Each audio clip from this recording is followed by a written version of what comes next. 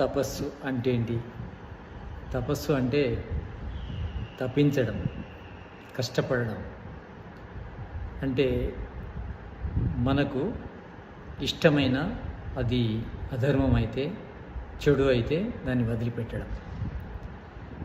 అంతేకాకుండా సుఖమైన దుఃఖమైన, లాభమైన నష్టమైన, మానమైన అవమానమైన సహనంగా ఉండడం, సహించడం, అది తపస్సు అవుతుంది. మంచి కోసము కష్టపడడం, కష్టపడి పనులు చేయడం.